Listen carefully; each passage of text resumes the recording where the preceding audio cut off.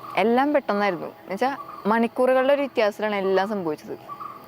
ഒരു ദിവസം നവംബർ മാസത്തിലായിരുന്നു, 2 കൊല്ലം മുമ്പ്, ഉച്ചയ്ക്ക് കറി വയ്ക്കുന്ന സമയത്ത് ആളുടെ ഒരു കാലിൻ്റെ സൈഡ് ഫുള്ളായിട്ട് മരയിച്ചു.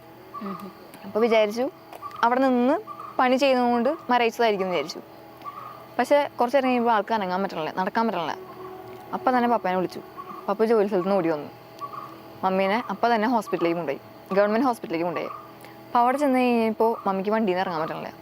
എന്നുവെച്ചാൽ കാലിന് മരയിപ്പ് മാറണില്ല, ഒരു ഇതില്ലാത്ത അവസ്ഥയായിപ്പോയി. വീൽ ചെയറിൽ കയറ്റി അവിടെ ഇരുത്തി ഡോക്ടറെ കണ്ടു കഴിഞ്ഞപ്പോൾ അവർ എന്ത് ചെയ്തു, നഴ്സുമാർ ഫസ്റ്റ് ഇഞ്ചക്ഷൻ എടുത്തു. എന്നുവെച്ചാൽ പ്രഷർ കൂടുമ്പോൾ ചിലർക്ക് കാല് മരയിക്കും. അതിനുശേഷം ഇഞ്ചക്ഷൻ എടുത്തു, മരുന്ന് കൊടുത്തു. അത് കഴിഞ്ഞ് ഡോക്ടറെ കണ്ടു കഴിഞ്ഞപ്പോൾ ഡോക്ടർക്ക് എന്തോ ഒരു പന്തികേട് തോന്നി. ഡോക്ടർ പറഞ്ഞു തൃശ്ശൂർ മെഡിക്കൽ കോളേജിലേക്ക് കൊണ്ടുപോകാൻ പറഞ്ഞു. ഞങ്ങൾക്ക് കൂടുതൽ എളുപ്പം അപ്പോളോ ഹോസ്പിറ്റലായിരിക്കും. അന്ന് അപ്പം തന്നെ അപ്പോളോ ഹോസ്പിറ്റലിലേക്ക് കൊണ്ടുപോയി. അപ്പോളോ ഹോസ്പിറ്റലിലേക്ക് എത്തലും 2 കാലും മരയിച്ചു.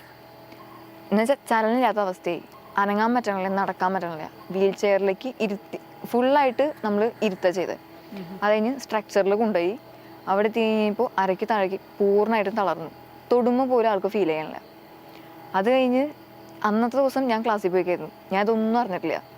ഞാൻ വൈകുന്നേരം ക്ലാസ് കഴിഞ്ഞ് വന്നു കഴിയുമ്പോൾ ഓട്ടോമാറ്റിക്കലി വൈകുന്നേരം ബസ് കുറവാണ്. അത് കഴിഞ്ഞ് ഞാൻ പപ്പേനെ വിളിച്ചു. എന്നുവെച്ചാൽ നമുക്ക് ബസ് കാശ് ലാഭിക്കുകയും ചെയ്യാം, അപ്പോൾ ആ പൈസക്ക് വേറെ എന്തെങ്കിലും ചെയ്യാമല്ലോ. അപ്പം ഞാൻ പറഞ്ഞു, പപ്പ ബസ്സില്ല ആ വഴിക്ക്, ഇനി കുറച്ച് 1 മണിക്കൂർ അതിൻ്റെ ബസ്സുള്ളൂ, പപ്പ ഒന്ന് വരുമോ, എന്നെ ഒന്ന് വീട്ടിലേക്ക് ഉണ്ടാക്കുമെന്ന് ചോദിച്ചു. അപ്പോൾ ആദ്യത്തെ പ്രാവശ്യം വിളിച്ചു, പപ്പ ഫോൺ എടുക്കണില്ലേ. അപ്പോൾ ഞാൻ വിചാരിച്ചു പണി പാളി, ഓസാൻ പറ്റിയില്ല. അത് കഴിഞ്ഞിട്ട് പപ്പ അങ്ങോട്ട് തിരിച്ചു വിളിച്ചു. അപ്പോൾ ഞാൻ പറഞ്ഞു, പപ്പ ഇപ്പോൾ എവിടെയാണ്, പപ്പ എന്നെ ഒന്ന് കൊണ്ടുവരാൻ വരുമോ, എന്നെ വീട്ടിലൊന്ന് കൊണ്ടാക്കുമെന്ന് ചോദിച്ചു. അപ്പോൾ പപ്പ അങ്ങനെ ഭയങ്കര മൂഡ് ഔട്ടായിട്ട് പറഞ്ഞു, നീ ഒരു കാര്യം ചെയ്യും, നീ ബസ്സിന് പോവോ അല്ലെങ്കിൽ ഓട്ടോ വിളിച്ചാലും പോവോ, വീട്ടിലാരുമില്ല, മമ്മി ഇല്ല, പപ്പയില്ല എന്ന് പറഞ്ഞു. അപ്പോൾ ചോദിച്ചു, മമ്മി എവിടേക്ക് പോയേ, നിങ്ങൾക്ക് ഇറങ്ങാൻ പോയേക്കാണെന്ന് ചോദിച്ചു. അപ്പോൾ പറഞ്ഞു, അല്ല അത് വന്നിട്ട് പറയാം എന്ന് പറഞ്ഞു. ഞാൻ എന്ത് ചെയ്തു, നടന്നു, നമുക്ക് പൈസ വേണമല്ലോ. അപ്പോൾ എന്ത് ചെയ്തു, ഞാൻ പള്ളിയുടെ ബാക്കിൽ കൂടെ നടന്നു. വീട്ടിലെത്തി കഴിഞ്ഞപ്പോൾ ഒന്നും ചെയ്തിട്ടില്ല, ചായ വെച്ചിട്ടില്ല, കഴിക്കാൻ ഫുഡില്ല, എന്ന് വെച്ചാൽ പലഹാരങ്ങളൊന്നും ഉണ്ടാക്കിയിട്ടില്ല.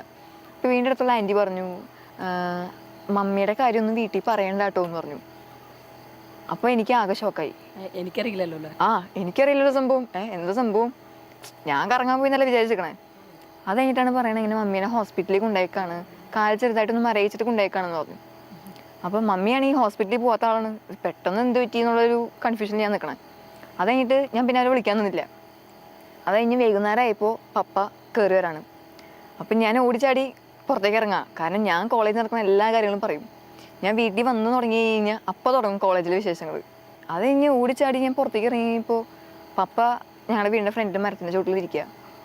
അപ്പം ഞാൻ വിചാരിച്ചു, ഇതെന്താ അവിടെ പോയിരിക്കണത്, ഇവിടെ വീട്ടിലിരിക്കാൻ സ്ഥലം കഴിഞ്ഞിട്ടാണോ അവിടെ പോയിരിക്കുന്നതെന്ന് വിചാരിച്ചു. അത് കഴിഞ്ഞിട്ട് ഞാൻ നോക്കിയപ്പോൾ മമ്മീനെ കാണില്ല. അപ്പം ഞാൻ ചോദിച്ചു, മമ്മി എവിടെയാണെന്ന് ചോദിച്ചു. പപ്പ ഒന്നും പറയാനില്ല. അപ്പോൾ പറഞ്ഞു, മമ്മിക്ക് ഇങ്ങനെ വയ്യാണ്ട് ഹോസ്പിറ്റലാ എന്ന് പറഞ്ഞു. കാരണം എന്നെ ടെൻഷൻ അടിപ്പിക്കാൻ പാടില്ല, എനിക്കാണെങ്കിൽ ടെൻഷൻ കൂടുതലുള്ള ആളാണ്. ചെറിയ കാര്യം കേട്ടാൽ മതി എനിക്ക് ടെൻഷൻ ആവും. അത് കഴിഞ്ഞിട്ട് ഞാൻ ചോദിച്ചു, മമ്മിക്ക് എന്ത് പറ്റിയെന്ന് ചോദിച്ചു. അപ്പോൾ അപ്പോൾ കൂടുതലായിട്ട് എൻ്റെ അടുത്തൊന്നും പറയാനില്ല. എന്നിട്ട് പറഞ്ഞു, മമ്മി കുറച്ച് ദിവസം ഹോസ്പിറ്റലിലായിരിക്കും, വരും പെട്ടെന്ന് എന്ന് പറഞ്ഞു. അപ്പോൾ പിന്നെ എനിക്ക് ഡൗട്ടായി, ഇതെന്ത് പറ്റി, എൻ്റെ അടുത്ത് പറയാണ്ട് ഇത് എന്തെന്ന് സംഭവം, എനിക്കൊന്നും മനസ്സിലാവില്ല. അതിൻ്റെ മമ്മീനെ വിളിച്ചു മമ്മി വിളിച്ചപ്പോൾ മമ്മി ഫോൺ എടുക്കണില്ല. അത് കഴിഞ്ഞിട്ട് ആൻറ്റി തിരിച്ച് വിളിച്ചു മമ്മിയുടെ ഫോണിൽ നിന്ന്. അപ്പം ഞാൻ ചോദിച്ചു, മമ്മിയെ എന്തൊന്ന് പറ്റിയെന്ന് ചോദിച്ചു. അപ്പോൾ ആൻറ്റി പറഞ്ഞു, മമ്മിക്കൊന്നുമില്ല മോനെ. അപ്പം ഞാൻ ചോദിച്ചു, ആൻറ്റി എന്താ അവിടെ, ആൻറ്റിക്ക് എന്താ അവിടെ പരിപാടി എന്ന് ചോദിച്ചു. അപ്പോഴാണ് ആൻറ്റി പറയണേ, ഇങ്ങനെ മമ്മിക്ക് കൂട്ട് നിൽക്കാൻ വന്നതാ, കൂട്ട് വേണ്ടേ, അപ്പം അതുകൊണ്ട് വന്നതാന്ന് പറഞ്ഞു. അപ്പോഴൊന്നും എൻ്റെ അടുത്ത് പറഞ്ഞിട്ടുണ്ടായിരുന്നില്ല. എന്നിട്ട് പിന്നെ ആൻറ്റി പിറ്റേ ദിവസം വിളിച്ചപ്പോഴും ആൻറ്റി തന്നെ ഫോൺ എടുക്കണേ. ഞാൻ ചോദിച്ചു, എന്താ മമ്മിക്ക് ഫോൺ എടുത്താ, കാരണം മമ്മീനെ വിളിച്ചാൽ എനിക്ക് മമ്മി തന്നെ ഫോൺ എടുക്കണം, എനിക്ക് നിർബന്ധ കാര്യം. മമ്മീനെ വിളിച്ചാലും പപ്പേനെ വിളിച്ചാലും അവരെന്നെ ഫോൺ എടുക്കണം. ഇടയ്ക്ക് കയറി അനിയനും എടുക്കാറുണ്ട് ഫോൺ, അതെനിക്ക് ഇഷ്ടമില്ലാത്ത കാര്യമാണ്. അപ്പോൾ ഞാൻ ചോദിച്ചു, എന്താ മമ്മിക്ക് ഫോൺ കൊടുക്കാത്ത, മമ്മി എന്താ ഫോൺ എടുക്കാത്തത് ഞാൻ ചോദിച്ചു. പിന്നെ പയ്യെ പപ്പേൻ്റെ അടുത്ത് പറഞ്ഞു, ഇങ്ങനെ അരയ്ക്ക് തഴയ്ക്ക് തളർന്നു, പപ്പയാണെങ്കിൽ ഫുൾ ആയിട്ട് ഡൗൺ ആയിട്ട് നിൽക്കുക. എന്ന് വെച്ചാൽ എന്ത് ചെയ്യും, കാരണം അത്രയും നാൾ ഞങ്ങൾക്കൊരു പ്രതീക്ഷ ഉണ്ടായിരുന്നില്ല ഇങ്ങനെ വയ്യായി വരുന്ന ആൾക്ക്. ഒരു അസുഖങ്ങളും മുൻപ് ഉണ്ടായിരുന്നില്ല, പെട്ടെന്നായിരുന്നു എല്ലാം സംഭവിച്ചത്. അപ്പോൾ അതുകൊണ്ട് തന്നെ ആൾക്ക് ടെൻഷനായി, എന്ത് ചെയ്യും, കാരണം ഹോസ്പിറ്റൽ ഫീസ് എല്ലാം തലയിൽ കൂടെ ഓടാണ്. ആൾക്ക് ടെൻഷനായി. അപ്പോൾ ഇങ്ങനെ പയ്യെ പറഞ്ഞു, ഇങ്ങനെ മമ്മിക്ക് വയ്യ, അരയ്ക്ക് തഴയ്ക്ക് തളർന്നു, അപ്പോൾ എത്ര ദിവസം ഇരുന്നാലും ശരിയാവാന്നൊന്നും അറിയത്തില്ല, അപ്പോൾ ഒന്ന് പ്രാർത്ഥിക്കുമെന്ന് പറഞ്ഞു. അപ്പോൾ ഞാൻ വിചാരിച്ചു, ദൈവമേ ഇതെന്തത് വീണ്ടും കിടന്നിങ്ങനെ പരീക്ഷിക്കണം. എന്ന് വെച്ചാൽ ഒരെണ്ണം കഴിഞ്ഞ് പറഞ്ഞുള്ളൂ, കഴിഞ്ഞിട്ടില്ല. പക്ഷെ അത് ചെറുപ്പത്തിലെ മുതൽ കാണുന്ന കാരണം അടുത്തത് അതും മമ്മീനെ എന്നുവെച്ചാൽ ഒട്ടും ഞാൻ പ്രതീക്ഷിക്കണില്ല. ആ സംഭവം വീട്ടിലെ പണി, അതാണ് എനിക്ക് പണി കിട്ടിയത്.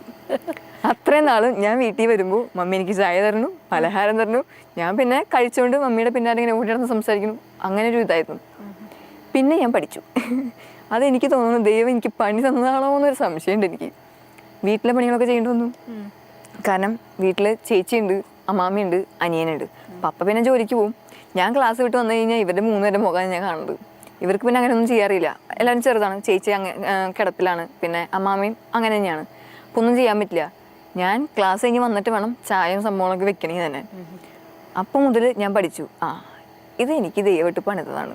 കാരണം അത്രയും നാളും മമ്മി എന്തെങ്കിലും ചെയ്യാൻ പറഞ്ഞു കഴിഞ്ഞാൽ ഞാൻ ഒന്നും ചെയ്യില്ല, മമ്മി ചെയ്താൽ മതി എല്ലാവരും, ഞാൻ തന്നെ ചെയ്യണേ, അമ്മ ചെയ്താലെല്ലാം ശരിയാവുള്ളൂ, അതിനൊക്കെ ഒരു വൃത്തി വരുള്ളൂ. അങ്ങനെ ഒരു കൺസെപ്റ്റിൽ നിന്ന ആളും ഞാൻ. എന്നാലും ചെയ്താലും ശരിയാവില്ല. ഇപ്പം ഞാൻ ചെയ്താലും ശരിയാവും, അല്ല ശരിയാക്കണമല്ലോ. ആ ഒരവസ്ഥയായി. അത് കഴിഞ്ഞ് മമ്മി 20 ദിവസം ഹോസ്പിറ്റലിൽ കിടപ്പായിരുന്നു. അപ്പോൾ ഡോക്ടർ പറഞ്ഞു 5 ദിവസം 4 ദിവസം ആയിപ്പോയി. ഡോക്ടർ പറഞ്ഞു ഇനി പൊക്കോ, ഞങ്ങൾക്ക് ഒന്നും ചെയ്യാനില്ല എന്ന് പറഞ്ഞു. പക്ഷെ മമ്മി പറഞ്ഞു ഞാൻ പോയി കഴിഞ്ഞാൽ ശരിയാവില്ല, വീട്ടിൽ ഒരു കിടപ്പ് രോഗിയുണ്ട്, മോള് കിടപ്പിലാണ്, ഞാനും കൂടി പോയി കഴിഞ്ഞാൽ അവർക്ക് ഭയങ്കര ബുദ്ധിമുട്ടായിരിക്കും. കാരണം ചേച്ചിയുടെ കാര്യം നോക്കണം, പിന്നെ ഞങ്ങളെ ക്ലാസ്സിൽ വിടണം, പിന്നെ അമ്മാമ്മയുടെ കാര്യം, പപ്പയ്ക്ക് ജോലിക്ക് പോകണം, എല്ലാം കൂടി നടക്കില്ല. പിന്നെ മമ്മിയും കൂടി വന്നു കഴിഞ്ഞാൽ ഞങ്ങൾക്ക് ആർക്കും പുറത്തു പോകാൻ പറ്റാത്ത അവസ്ഥയാവും, ക്ലാസ്സിലൊന്നും പോകാൻ പറ്റാത്ത അവസ്ഥയാവും. അപ്പോൾ പിന്നെ ഡോക്ടറിൻ്റെ അടുത്ത് പറഞ്ഞു ഇങ്ങനെ കുറച്ച് ദിവസം കൂടി ഇവിടെ കിടത്തണം, അപ്പോൾ ശരിയാവും എന്നൊരു വിശ്വാസം നിന്നു. അത് കഴിഞ്ഞ് 20 ദിവസവും മമ്മി കിടന്ന കിടപ്പ് എന്ന് വെച്ചാൽ എഴുന്നേപ്പിച്ചിരുത്തണം ഫുഡ് കഴിക്കണമെങ്കിൽ, അങ്ങനെയൊക്കെ ആയിരുന്നു. അപ്പോഴൊക്കെ ഞങ്ങൾക്ക് വിഷമമാണെന്ന് വെച്ചാൽ മമ്മിയില്ല പ്രാർത്ഥന ചെയ്യാനായിട്ട്. എന്ന് വെച്ചാൽ പ്രാർത്ഥന എന്ന് പറഞ്ഞാൽ മമ്മിയുടെ പ്രാർത്ഥന കുറച്ച് ലെങ്തി പ്രാർത്ഥനയാണ്.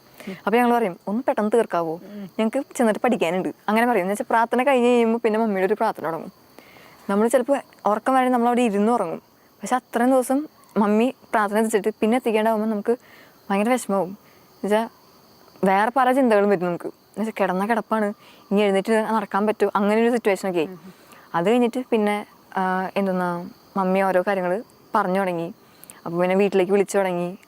അപ്പോൾ പിന്നെ പപ്പ വിചാരിച്ചു ഓക്കെ ആവും എന്നൊരു വിശ്വാസമായി. പിന്നെ അത്രയും നാളും ഞങ്ങൾ ഫണ്ടൊന്നും കളക്ട് ചെയ്തിട്ടുണ്ടായിരുന്നില്ല. കാരണം പ്രതീക്ഷിക്കണമല്ലോ, ഞങ്ങളുടെ സ്റ്റഡീസ് പിന്നെ ചേച്ചിയുടെ മരുന്ന് അങ്ങനത്തെ മാത്രമേ വിചാരം ഉണ്ടായിരുന്നുള്ളൂ. പിന്നെ മുതൽ എന്ത് ചെയ്യണം, എങ്ങനെ ചെയ്യണം ഒരു ഐഡിയ ഉണ്ടായിരുന്നില്ല. ദൈവത്തിന് മുന്നിൽ നിന്ന് നിൽക്കുക, ദൈവമേ നീ ഇങ്ങനെ പരീക്ഷിക്കണം തന്നെ, ഇങ്ങനെ പരീക്ഷിക്കല്ലേ, കാരണം വയ്യാണ്ടായി ആ ഒരു അവസ്ഥയായി. അത് കഴിഞ്ഞിട്ട് എല്ലാ ദിവസവും പ്രാർത്ഥന എത്തിക്കുന്നത് അനിയൻ, ഞാൻ, പപ്പ അങ്ങനെ മാറി മാറി എത്തിക്കാറ്. അപ്പം അന്നത്തെ ദിവസം അനിയൻ ബൈബിൾ വായിക്കണ സമയത്ത് വീട്ടിൽ കൊണ്ടുവന്നോ? ഇല്ല, കൊണ്ടുവന്നിട്ടില്ല, മമ്മി ഹോസ്പിറ്റലിൽ തന്നെയാണ്. അത് കഴിഞ്ഞിട്ട് അനിയൻ ബൈബിൾ വായിക്കുന്ന സമയത്ത് പപ്പ പറഞ്ഞു നീ ബൈബിൾ വായിക്കണ്ട, ദൈവത്തിൽ നിന്ന് പരീക്ഷിക്കാമെന്ന് തോന്നിട്ട് മനസ്സിൽ വിചാരിച്ചിട്ട് ബൈബിൾ തുറന്നപ്പോൾ കിട്ടിയ അധ്യായം എന്ന് പറയുന്നത് തളർവാദ രോഗിയെ സുഖപ്പെടുത്തുന്നത്. അത് ആദ്യം വായിച്ചു കഴിഞ്ഞപ്പോൾ അതിൽ പറയുന്നുണ്ട് കിടക്കെടുത്ത് നിൻ്റെ വീട്ടിലേക്ക് പോകാന്ന് പറയുന്നുണ്ട്. അപ്പോൾ പപ്പയ്ക്ക് എന്തോ ഉള്ളിൽ ഭയങ്കര സന്തോഷമുള്ള പോലെ പപ്പ ചിരിച്ചിട്ട് വായിക്കണേ. ഞങ്ങൾ വിചാരിച്ചു മമ്മി ഇങ്ങനെ ഹോസ്പിറ്റലിൽ കിടന്നിട്ട് ചിരിക്കണാവോ, ഞങ്ങൾക്ക് ചിരിക്കാൻ പറ്റണില്ല. അപ്പോൾ പപ്പ ഇത് ഇരുന്നിട്ട് വായിച്ചിട്ട് ചിരിക്കുക, ഇങ്ങനെ സന്തോഷം കൊണ്ട് ചിരിക്കുകയാണ്. അപ്പോൾ തന്നെ മമ്മീനെ വിളിച്ചു. മമ്മീനെ വിളിച്ച് കഴിഞ്ഞപ്പോൾ മമ്മി ഫുഡ് കഴിക്കായിരുന്നു. അപ്പോൾ പറഞ്ഞു ഞാനിങ്ങനെ ഒരു അധ്യായം വായിച്ചു, തളർവാദ രോഗിയെ സുഖപ്പെടുത്തുക, ആ ഒരു അധ്യായം വായിച്ചേ. നീ ഒന്ന് എഴുന്നേറ്റ് വെക്കണ്ടേ? അപ്പോൾ മമ്മി പറഞ്ഞു. അപ്പോൾ മമ്മി അവിടെ നിന്ന് പറയാണ് അത് ശരിയാണല്ലോ, അത്രയും നാള് മമ്മീനെ 2 പേരെ എഴുന്നേൽപ്പിച്ചിട്ടാണ് താഴേക്ക് കാലിട്ടിട്ട് ഫുഡ് കഴിച്ചിരുന്നത്. പക്ഷെ അന്നത്തെ ദിവസം ഫുഡ് വന്നപ്പോൾ ആള് പെട്ടെന്ന് എഴുന്നേൽക്കുകയും ചെയ്തു, കാല് താഴെ ഇട്ട് ഫുഡ് കഴിക്കുക. ആളത് ഓർത്തിട്ടില്ല. കറക്റ്റ് ആ ബൈബിൾ വായിച്ച സമയത്താണ് അവിടെ സംഭവം ഉണ്ടായിരുന്നത്. അപ്പോൾ ചോദിച്ചു ഇത് എത്ര മണിക്ക് സംഭവം ഉണ്ടായെന്ന് ചോദിച്ചു. പറഞ്ഞു ഇപ്പം തന്നെ, കാരണം ബൈബിൾ വായിച്ച് പ്രാർത്ഥന കഴിഞ്ഞ് അപ്പം തന്നെ മമ്മീനെ വിളിച്ചു. അപ്പോഴാണ് ഒരു സംഭവം ഉണ്ടായത്. അതൊരു ഇൻസിഡൻ്റ് ആയിട്ട് ഞങ്ങൾക്ക് തോന്നി. എന്ന് വെച്ചാൽ ദൈവം ഞങ്ങളിലൂടെ പ്രവർത്തിക്കുന്നുണ്ട്, എന്ന് വെച്ച് കഴിഞ്ഞാൽ ദൈവം സംസാരിക്കുന്നുണ്ട് ഞങ്ങളുടെ അടുത്ത്.